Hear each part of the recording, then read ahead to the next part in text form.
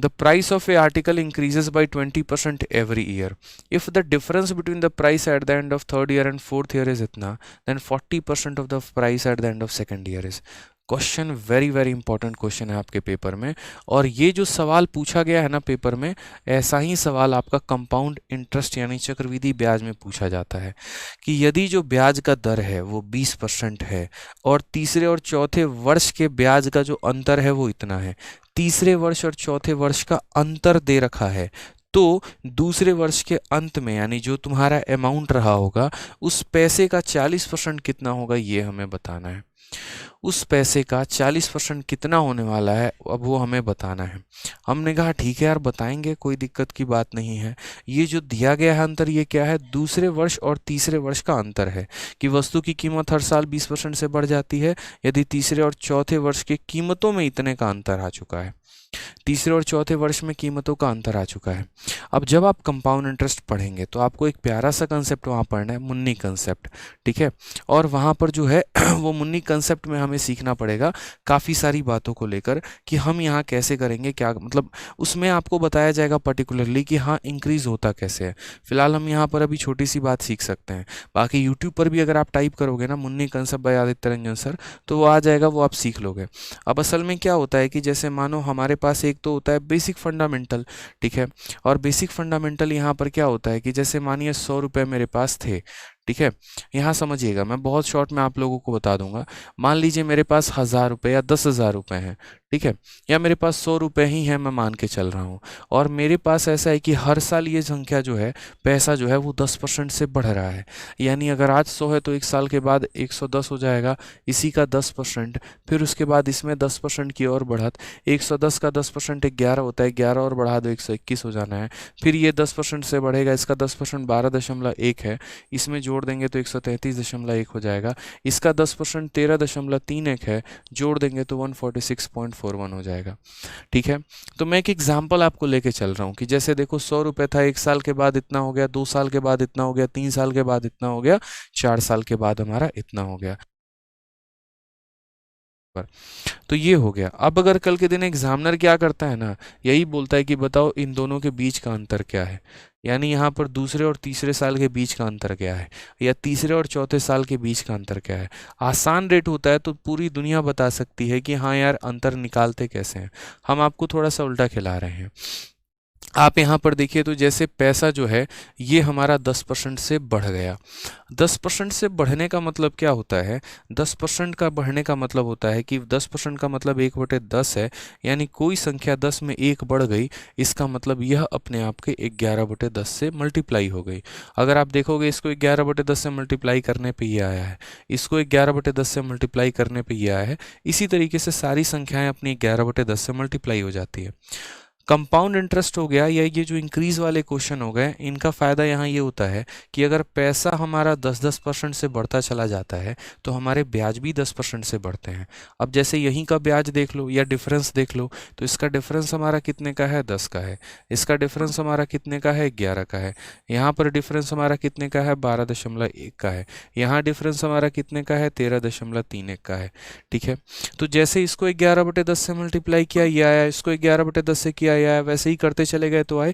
उसी तरीके से आप यहाँ इसको भी 11/10 से मल्टीप्लाई कर रहे हो तो ये आपका आ रहा है, इसको भी 11/10 से मल्टीप्लाई करोगे तो ये आएगा, ये भी। क्योंकि देखो पैसा अगर बढ़ रहा है 10% से ना, मतलब मेन जो प्रिंसिपल है वो अगर 10% से बढ़ रहा है तो हमारा ब्याज भी तो 10% से बढ़ेगा। यानी कहने का मतलब अपने आप का 11/10 11/10 11/10 होता चला जाएगा। तो अब यहाँ पर ये तो एक प्रोसेस था कि ऐसे हो रहा था, हम इसे शॉर्ट में कैसे करेंगे हमें वो सीखना है, ठीक है। कि हम सीधा यहाँ दूसरे और तीसरे का अंतर कैसे निकाल सकते हैं या तीसरे और चौथे का अंतर कैसे निकाल सकते हैं। तो उसके लिए हमें एक छोटी सी बात का ध्यान रखना है, और वो हम कैसे करेंगे वो समझो। ये सारी बातें मैं आपके लिए हटा रहा हूँ, छोटी सी बातें समझाते हैं। उसके लिए हमें यहाँ पर ये ध्यान रखना है, ये सारी बातें हटा दो। कभी भी कोई भी अगर बोले दूसरे तीसरे का अंतर बताओ, जो बताओ, आप यूँ समझ लीजिए कि दो अलग अलग ट्रेन चल रही है। ऊपर वाली जो ट्रेन है ना वो पैसे का है और नीचे जो ट्रेन चल रही है वो ब्याज का है। कुछ नहीं करना। सबसे पहले आपको जो है ना यहाँ पर इस संख्या का रेट हमारा कितना है, तो रेट हमारा 10% है। तो पहले तो आप इस संख्या के जैसे देखो, यहाँ ब्याज 10 का है, फिर यहाँ ब्याज 11 का है, फिर यहाँ ब्याज 12.1 का है, फिर ऐसे ही बढ़ता। तो सबसे पहले इस संख्या का ये ब्याज निकालो कि ये वैल्यू कितनी है। तो यानी ये 100 का कितना परसेंट है, 10%। तो जो भी अमाउंट दिया गया होगा, जैसे मानो 100 दिया गया है, तो पहले मैं इसका क्या करूँगा, पहले मैं इसका 10% यानी 1/10 निकालूंगा मैं। तो पहले मैंने इसका 10% निकाल दिया। ये मैंने यहाँ क्या किया, ये मैंने सिर्फ पहले साल का पहले ब्याज निकाला है कि पहले साल का ब्याज निकाल दूं। अब पैसा अपने आप का 11/10 गुना होगा, तो ये 11/10 से मल्टीप्लाई कर देंगे, दूसरे साल का ब्याज आ जाएगा। 11/10 से मल्टीप्लाई कर देंगे, तीसरे साल का ब्याज आ जाएगा। लेकिन मुझे जो चाहिए वो चाहिए फोर्थ माइनस थर्ड, यानी चौथे और तीसरे का अंतर चाहिए। तो पहले ये पहले साल का हो गया, इसको मल्टीप्लाई किया, दूसरा बनेगा, मल्टीप्लाई करोगे तीसरा बनेगा। अब अगर आपको डिफरेंस चाहिए ना, क्या चाहिए, डिफरेंस चाहिए, तो आप यहाँ पर इन दोनों का डिफरेंस निकाल दो। 11 और 10 का डिफरेंस कितने का है, 1 का है, 1/10 से गुना कर दो। आप देख लो यहाँ पर इन दोनों का जो डिफरेंस है 13.31। अभी चुटकी बजाते आपका आंसर आ जाएगा यहाँ से। ठीक है, आप यहाँ देखो 2 जीरो से आपके दोनों जीरो खत्म हो गए। 11 × 11 हमारा 121, और 121 बटे यहाँ पर कितना हो गया, 100, यानी डिफरेंस हमारा 1.21 का। डिफरेंस हमारा कितने का है, तो 1.21 का है मेरे भाई, समझ रहे हो। और आप ज़रा ये देखो, तो ये अंतर का और इस अंतर का जो डिफरेंस आ रहा है वो 1.21 ही आ रहा है, समझ गए। तो वही बात है कि हमें इंक्रीज देखना होता है, हमें देखना होता है वैल्यू कितनी बढ़ी है, हमें ऊपर वाले का डिफरेंस देखना है या हमें नीचे वाले का डिफरेंस देखना है। जो मैंने आपको बताया वो ये बताया कि ब्याज का भी ब्याज कैसे निकाला जा सकता है, कि तीसरे साल के ब्याज में चौथे साल के ब्याज में कितने का अंतर है, 1.21 का। और वो हम कैसे लेकर आ गए, तो पहले हम पैसे से पहले साल का ब्याज निकाले, ये अपने आप में मल्टीप्लाई होकर दूसरे का ब्याज बन गया, ये मल्टीप्लाई होकर तीसरे का ब्याज बन गया, और यहाँ इनके डिफरेंस से मल्टीप्लाई किया तो तीसरे और चौथे का अंतर आ गया, तीसरे और चौथे का अंतर आ गया। ठीक है, तो ऐसे हो जाता है सवाल। अब हम आ जाते हैं यहाँ पर, जैसे मानो कल के दिन क्वेश्चन हम आपको दे रहे हैं, मान लीजिए कंपाउंड इंटरेस्ट ही सपोज करिए पढ़ा रहे हैं हम आपको मैंने पैसा दे दिया, मान लीजिए 1000 रुपये। रेट मैंने आपको कह दिया कि आपका जो रेट है ना वो 8% का रेट है, और मुझे बस यहाँ पर चौथे साल का जो ब्याज है, ठीक है, फोर्थ ईयर का जो कंपाउंड इंटरेस्ट है और थर्ड ईयर का जो हमारा कंपाउंड इंटरेस्ट है, इन दोनों का डिफरेंस बताइए। सिर्फ इन 2 सालों का डिफरेंस बताना है, ब्याज का डिफरेंस बताना है। आप क्या बोलोगे, सबसे पहले बोलोगे सर पहले साल का ब्याज निकालिए। पहले साल 8% की फ्रैक्शन वैल्यू कितनी होती है, 8% की फ्रैक्शन वैल्यू जो है 2/25 होती है।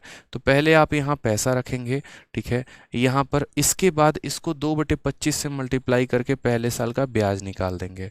तो ये आपका पहले साल का ब्याज आ चुका है, ठीक है। अब पहले साल का ब्याज आ चुका है, तो पहले साल का ब्याज अपने आप में 25 में 2 जोड़ो, यानी ये 27/25 हो जाएगा।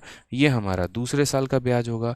फिर इसको अगर हम बात करते हैं तीसरे साल का ब्याज निकालने के लिए, 27/25 से गुना करो, ये तीसरे साल का ब्याज आ जाएगा, ठीक है। हमें यहाँ पर क्या करना है, चौथे और तीसरे का अंतर निकालना है। इन दोनों का डिफरेंस कितने का है, 2 का है, वो ऊपर रखेंगे और नीचे 25 आएगा। सबको मल्टीप्लाई कर देना, फोर्थ ईयर का CI थर्ड ईयर का CI का डिफरेंस निकल जाएगा। ये CI शब्द मैं लिख रहा हूं, बट असल में आप इसे परसेंटेज ही समझो। ऐसा सवाल पूछा जा सकता है कि किसी वस्तु की कीमत इतने % से बढ़ रही है, तो चौथे इंक्रीज और थर्ड इंक्रीज का डिफरेंस क्या होगा, जो कि नेक्स्ट क्वेश्चन होगा। और अभी तो मैंने थोड़ा आसान दिया आपको मेरे भाई। यहाँ पर अगर 5th ईयर और 3rd ईयर पूछ देता ना, जहाँ गैप 2 सालों का होता, तो उस केस में हालत खराब हो जाती, फिर यहाँ स्क्वायर करना पड़ता। तो वो सारी चीज़ें हैं जो हम पढ़ेंगे अच्छे तरीके से। बस एक कंसेप्ट था जो मुझे बताना था। अब ये क्वेश्चन है आपका MTS में पूछा गया सवाल है, सोचिए कैसा लेवल पूछा जाता है MTS में, ठीक है। बिल्कुल, अब ये सवाल बना के दिखाइए आप, और साथ में वीडियो जो है ना, देखो लाइक ऐसे एकदम चाहिए मुझे, लाइक तो लाइक, ठीक है। अगर मेरे कंसेप्ट अच्छे लग रहे हैं, आप लोगों को कुछ सीख रहे हैं आप अच्छा, तो लाइक करते रहिएगा, ठीक है। क्या कहा गया, वस्तु की कीमत हर साल 20% से बढ़ जाती है।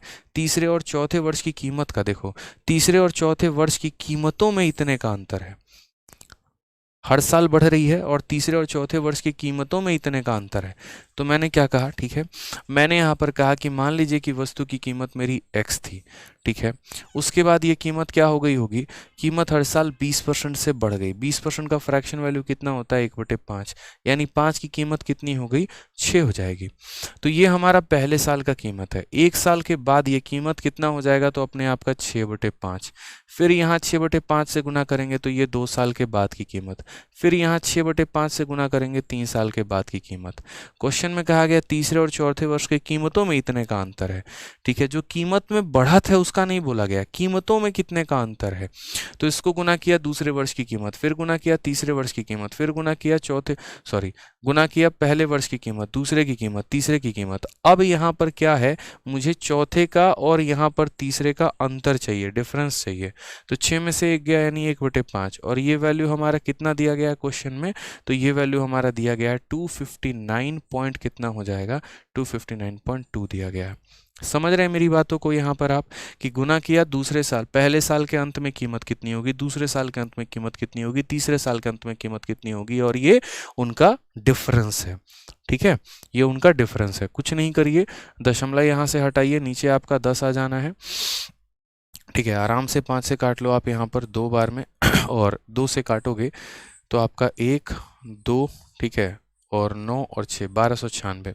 अगर आप सीधा का सीधा देखोगे ना तो देखो 2 का क्यूब, ये 6 का क्यूब 216 होता है, और 216 का मुझे लग रहा है ये 6 गुना है अगर आप देखो तो, क्योंकि 16 का 6 गुना 96 है और यहाँ 200 का 6 गुना 1200 है। तो ये 6 का क्यूब है 216, 216 से इसे काटोगे सीधा का सीधा, यहाँ पर तुम्हारा कितनी बार में जाएगा, तो 216 से सीधा काटोगे 6 बार में उड़ा के ख़त्म कर देगा ये। तो x की वैल्यू आपकी कितनी आ जाएगी, तो ये हमारा 6 है, और 5 इंटू 5 इंटू 5 इंटू 5 5 इंटू 125 आ जाएगा, यानी ये उस वस्तु की कीमत हो जाएगी, ठीक है। बट यहाँ पर सबसे बड़ी बात पता है क्या है, बच्चा ऐसी गलती करता है कि पहले वो कीमत निकाल लेता है, और फिर कीमत निकालने के बाद क्वेश्चन में क्या कहा गया, 40% of the price at the end of second year, दूसरे वर्ष के अंत का जो भी पैसा है उसका 40% कितना होगा। फिर यहाँ इसका 2 वर्ष का निकालता है और जीवन को बर्बाद करता है। मैं हमेशा ऐसी चीज़ों से मना करता हूँ। आप ये बताओ, अगर वस्तु की कीमत पीछे होती तो हम एक्स का मान निकालते हैं।